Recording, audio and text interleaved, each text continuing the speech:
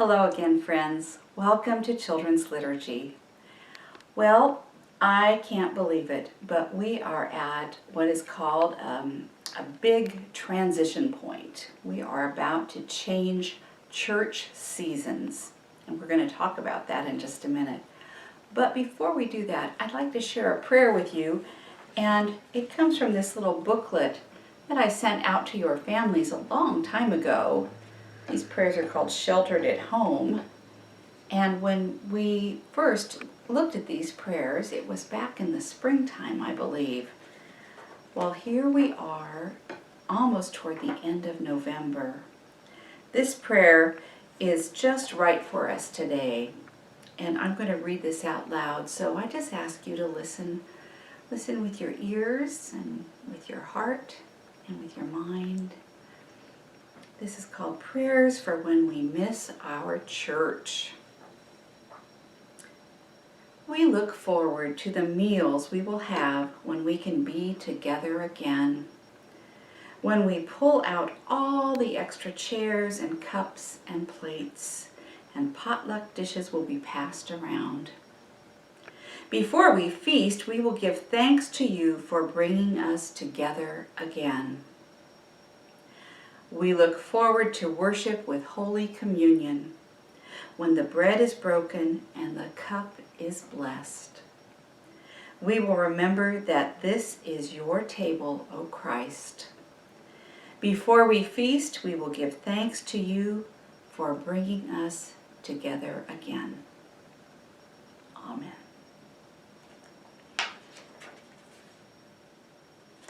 Like I said, we started this journey together, this journey of virtual church and virtual children's liturgy of the Word many, many months ago. And when we started, we really had no idea how long we would still be doing this. I looked at our calendar, and we started virtual church back in the season of Lent, the getting ready time for Easter, and we were somewhere in the middle of Lent when we started. And then came Easter Sunday. We could hardly believe it that we weren't in church together on Easter Sunday, but we weren't. And then, remember, Easter is such a big and wonderful mystery. You can't contain it on just one day. It's a whole season. And then you get to that one red hot Sunday, Pentecost.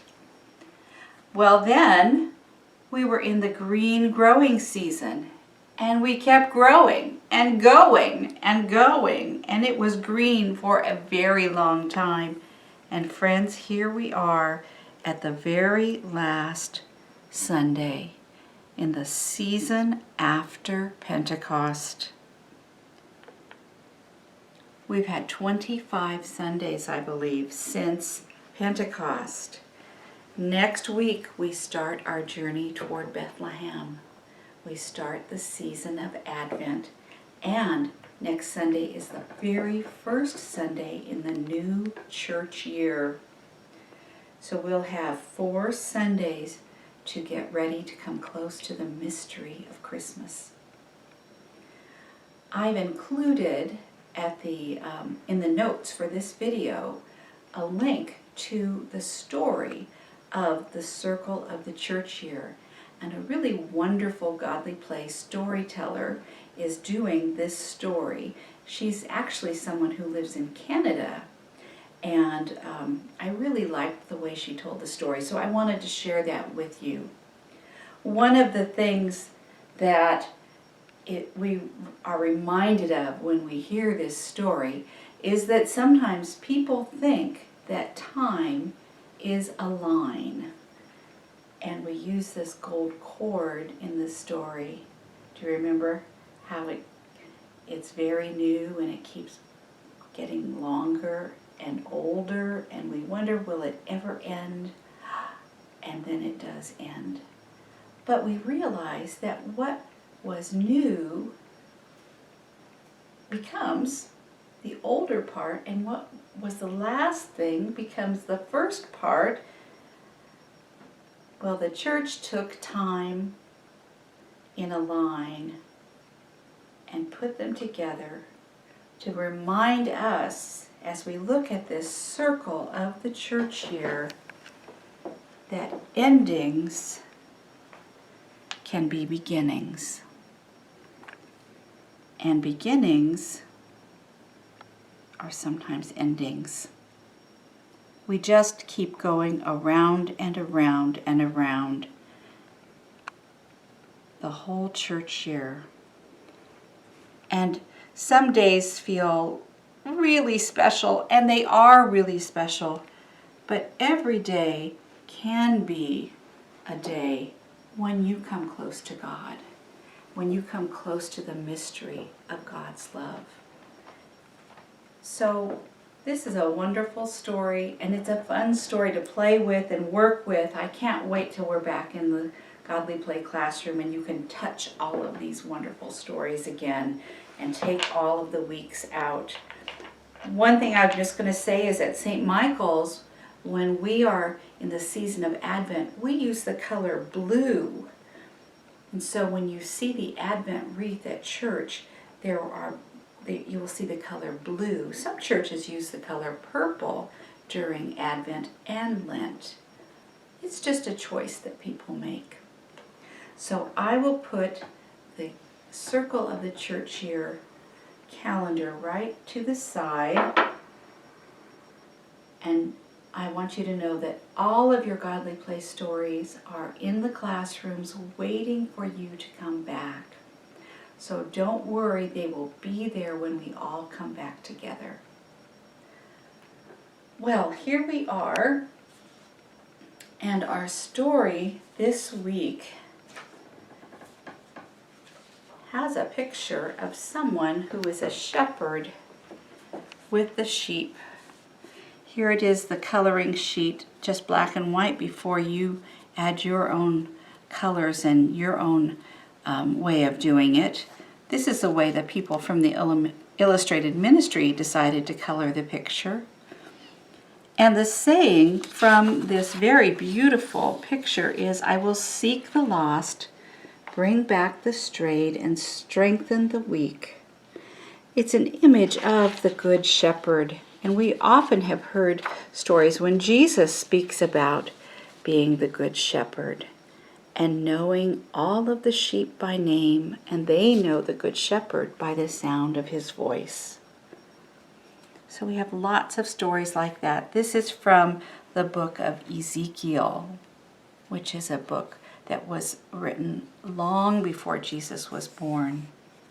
But still some of the very same good ideas about coming close to God, like the love a shepherd might have for their sheep. This is a little felt model I have at my house that I like, with a simple Good Shepherd and some sheep. So the bulletin says, "I pray that God may give you a spirit of wisdom." A spirit of wisdom. So sometimes we might pray for a spirit of love, a spirit of joy, a spirit of wisdom.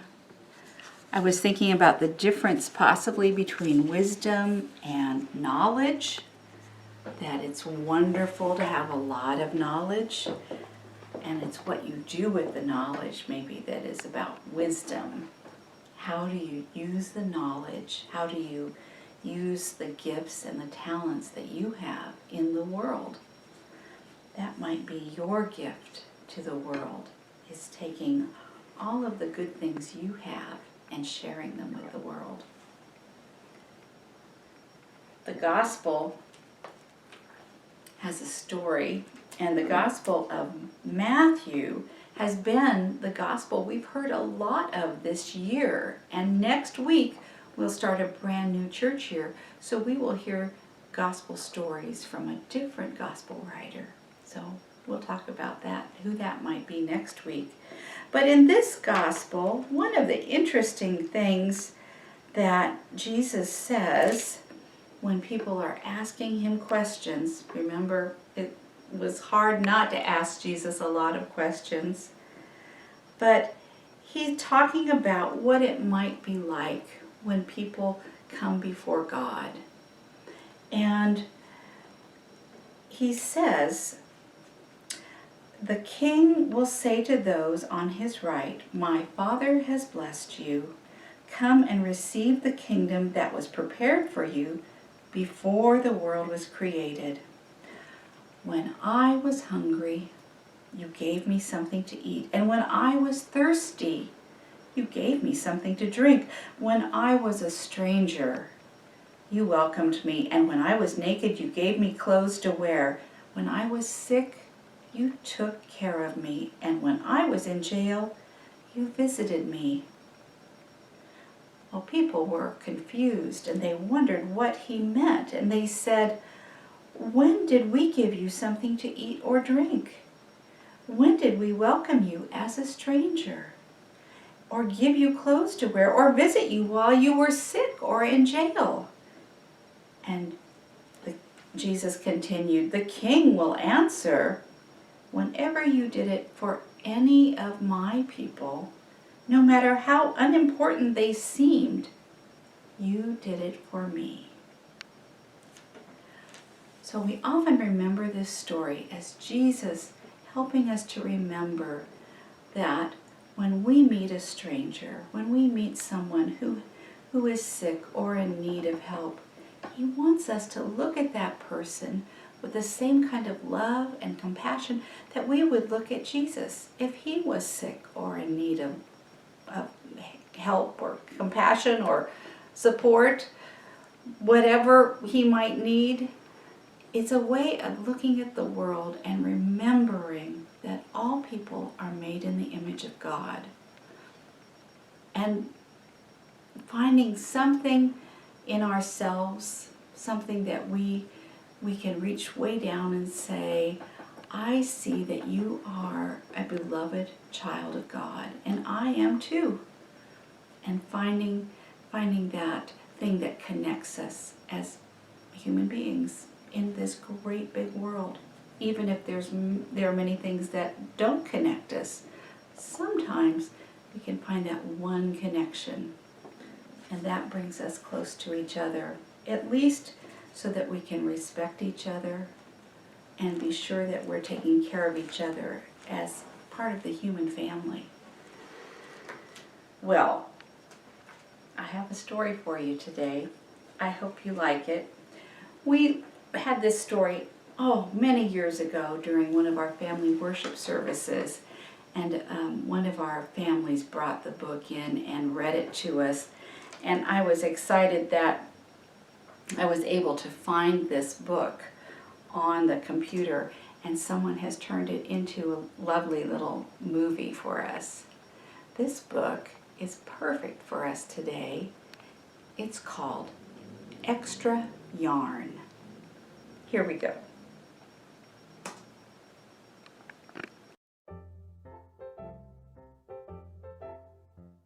Extra Yarn.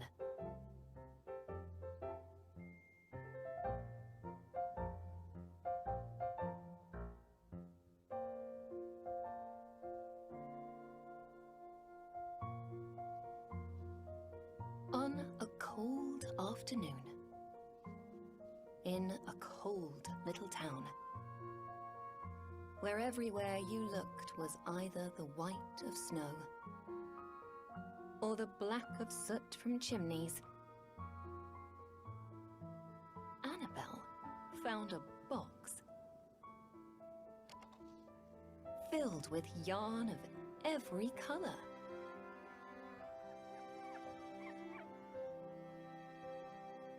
So she went home and knit herself a sweater. And when Annabelle was done, she had some extra yarn. So she knit a sweater for Mars, too. But there was still extra yarn. And when Annabelle and Mars went for a walk, Nate pointed and laughed and said, "You two look ridiculous." "You're just jealous," said Annabelle. No, I'm not, said Nate.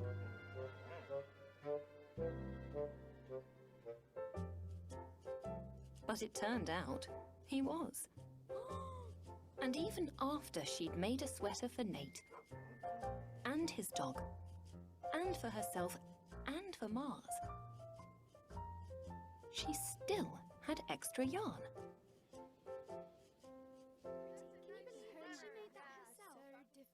At school, Annabelle's classmates could not stop talking about her sweater. I love it! Quiet! Shouted Mr. Norman. Quiet, everyone! Annabelle, that sweater of yours is a terrible distraction. I cannot teach with everyone turning around to look at you. Then I'll knit one for everyone, Annabelle said, so they won't have to turn around. Impossible, said Mr. Norman. You can't. But it turned out she could. And she did. Even for Mr. Norman. And when she was done, Annabelle still had extra yarn. So she knit sweaters for her mum and dad. And for Mr. Pendleton. And Mrs. Pendleton. And for Dr. Palmer. And for little Lewis. She made sweaters for everyone.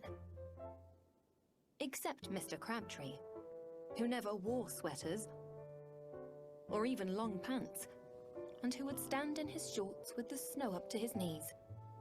No sweater for me, thanks, said Mr. Crabtree. So she made Mr. Crabtree a hat. And even then, Annabelle still had extra yarn.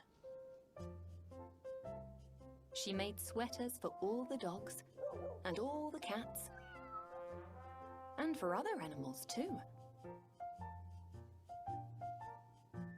Soon, people thought, soon Annabelle will run out of yarn. But it turned out she didn't. So Annabelle made sweaters for things that didn't even wear sweaters. Things began to change in that little town. News spread of this remarkable girl who never ran out of yarn, and people came to visit from around the world to see all the sweaters and to shake Annabelle's hand. One day, an archduke who was very fond of clothes sailed across the sea and demanded to see Annabelle. Little girl, said the archduke, I would like to buy that miraculous box of yarn, and I am willing to offer you $1 million. No, thank you, said Annabelle, who was knitting a sweater for a pickup truck. The archduke's moustache twitched. $2 million, he said. Annabelle shook her head. No, thanks. 10 million, shouted the archduke. Take it or leave it. Leave it, said Annabelle. I won't sell the yarn. And she didn't.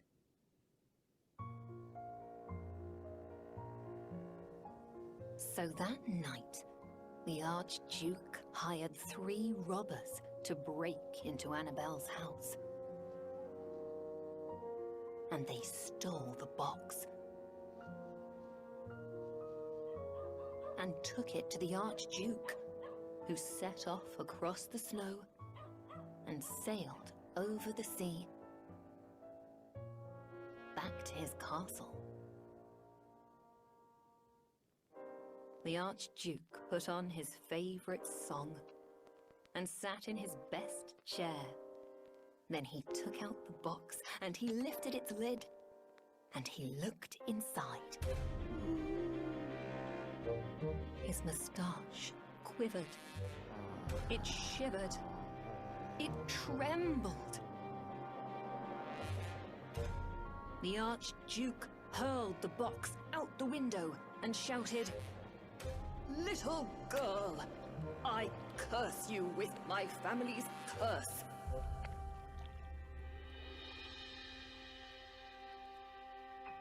You will never be happy again.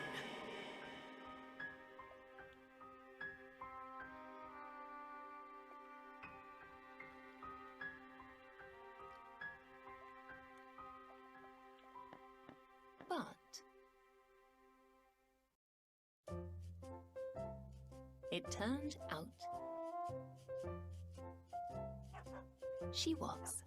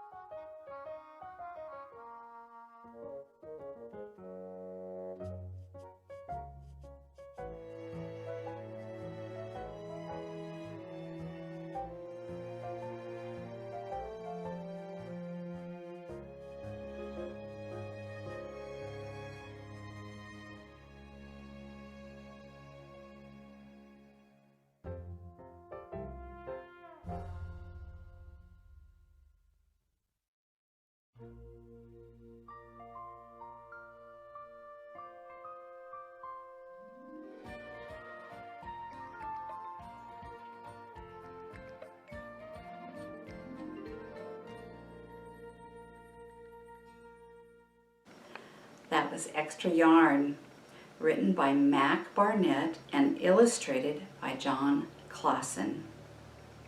Such a good story. I was thinking about this and wondering if this was a parable. If this story was a parable, I wonder where it really was, where it really happened. And what I really wonder is I wonder what the yarn really was. Annabelle did not want to get rid of the yarn or sell the yarn. Even when the Archduke offered her millions of dollars, she said, "No, thank you." And she just kept on knitting. I think this would make a good parable.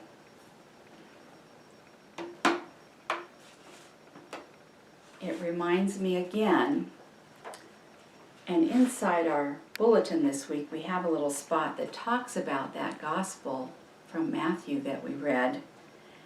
And it says, Jesus says that whenever we care for someone in need, especially those who are hungry, thirsty, sick, naked, lonely, or in prison, we are caring for Jesus himself.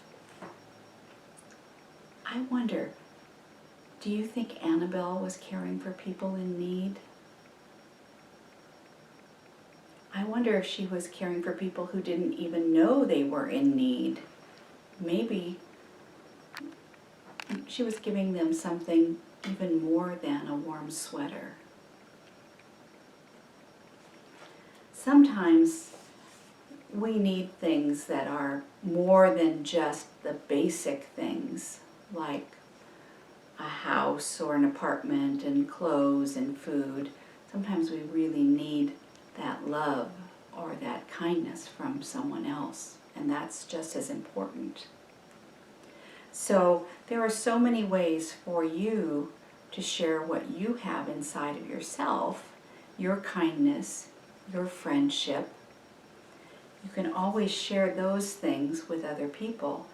And sometimes there are ways for families to share with other families that are very important too.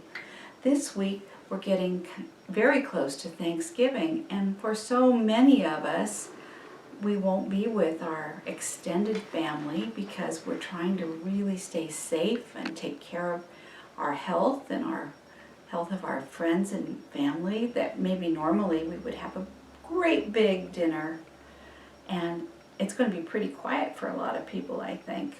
But there can be other ways that we can celebrate and share.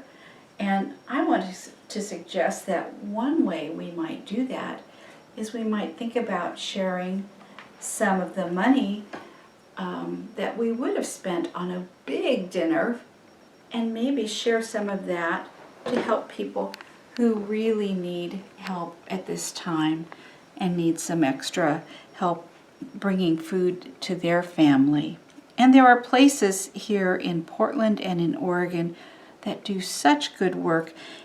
You might remember the Northeast Emergency Food Program, and usually on the Super Bowl Sunday, the day of the great big Super Bowl football game, we make an announcement in church and raise lots and lots of money, and all of it goes right to the Northeast Emergency Food Program to help our neighbors. And friends, those people are there right now. They're not there just in the month of February when we usually make that announcement. They're there all year round, and they're working really hard right now because many people have lost their job because of the COVID virus, and they just haven't had enough money to go and buy all the groceries their family might need. So this is just one way you might be able to take something that you have and care for someone else who is hungry or in need. And if you remember, when we make the announcement in church, often we tell the congregation different things that we've learned about the Northeast Emergency Food Program. One is that they provide food, clothing, and that 40% of the people who they help are children. So I'm excited for you and your family to talk about how you might want to share and help your neighbor this year, someone who could use a little extra help at this time and who might be going to the Northeast Emergency Food Program. So that's just one of many, many ways that you can be someone caring for a neighbor, a friend, someone you don't know, a beloved child of God who just needs a little bit of help right now. Let's remember together this prayer one more time as we think about coming together with our family, maybe on Zoom. Maybe you'd like to say this prayer together with your family over Zoom sometimes. If you ever talk to your grandparents or aunts or uncles. Maybe you have a friend from St. Michael's and you'd like to say a prayer together. You can always do that. Pull out your booklet and say this prayer. Dear God, we look forward to the meals we will have when we can be together again. When we will pull out all the extra chairs and cups and plates and potluck dishes will be passed around. Before we feast, we will give thanks to you for bringing us together again. We look forward to worship with Holy Communion. When the bread is broken and the cup is blessed, we will remember that this is your table, O Christ. Before we feast, we will give thanks to you for bringing us together again. I'm always glad when we can have just a few minutes to be together, to remember important stories that have been passed down generations and generations till here we are. It's our turn to hear the story, to think about the story, to hold it way down deep in our heart, and to use the wisdom that we have to be God's people in the world. Let your love shine. Let your light shine. Have a wonderful feast with your family, no matter how big or how small. And I look forward to seeing you very soon. Next week we'll start a whole new church year, a new beginning, and I'm so glad we can do it together. Take care, my friends. Bye-bye.